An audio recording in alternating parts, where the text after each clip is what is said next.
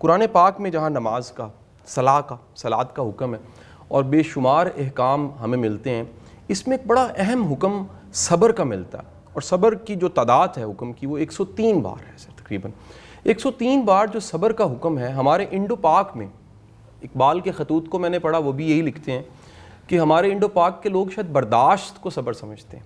ان کے ہاں گلا شکوہ کرتے رہنا، کوستے رہنا اور ساتھ برا بھلا کہتے رہنا اور چلتے رہنا اور اس کا نام صبر رکھ دینا، یہ صبر ہے۔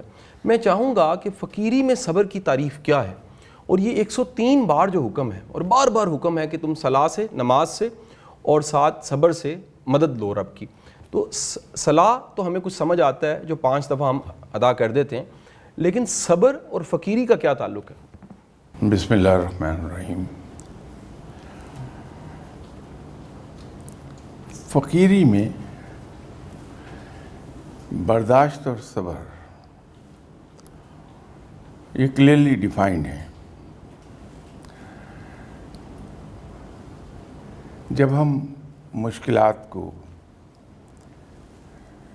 کسی دوسرے کے دیے ہوئے دکھ کو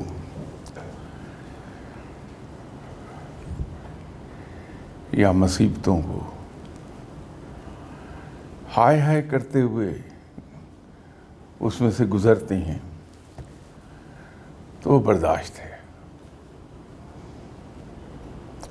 لیکن اسی کو بڑی خوش دلی اور اسمائلنگ فیس کے ساتھ برداشت کر لینے کا نام صبر ہے۔ برداشت کا کوئی اجر نہیں، بلکہ ایک رسک رہتا ہے کہ کہیں انسان ناشکر گزار بندوں میں نہ چلے جائے۔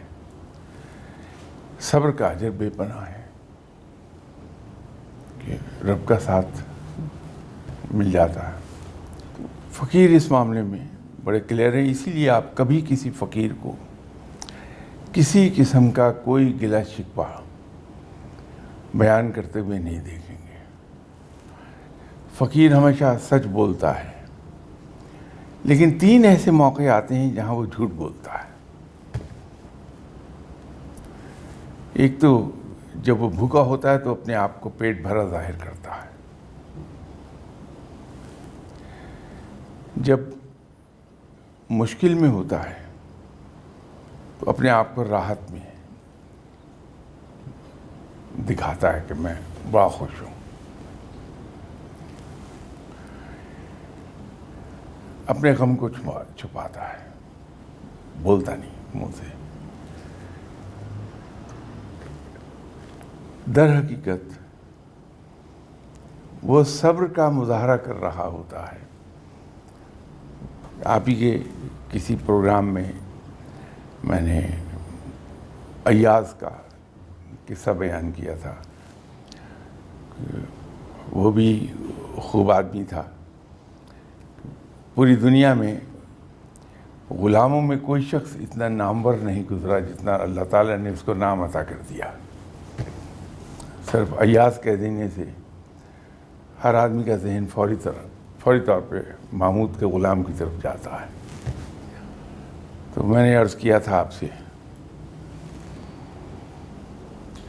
کہ ایک دن دربار میں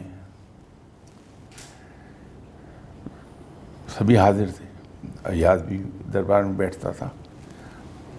تو محمود نے اپنے پاس پڑے ہوئے پھلوں میں سے ایک پھل اٹھا کے ایاز کو دیا، دوسرا پھل اپنے ایک چہیتے وزیر کو دیا۔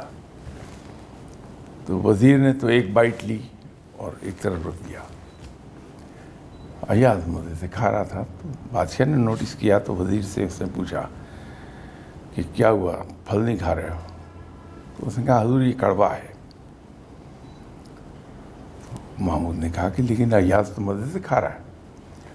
تو ایاز سے مخاطب ہوا اور اس سے کہا کہ پھل کیسا ہے؟ اس نے کہا صاحب مزے کا ہے۔ تو کہا لیکن وزیر صاحب تو کہہ رہے ہیں کڑوا۔ تو کہا نہیں ہے تو کڑوا، پھر تم اتنے مزے سے کیوں کھا رہے ہو؟ میں نے کہا حضور آپ نے دنیا بھر کی نعمتیں مجھے کھلائی ہیں، اگر ایک بار کڑوا پھل دے دیا تو میں ہائے ہائے کیوں کروں.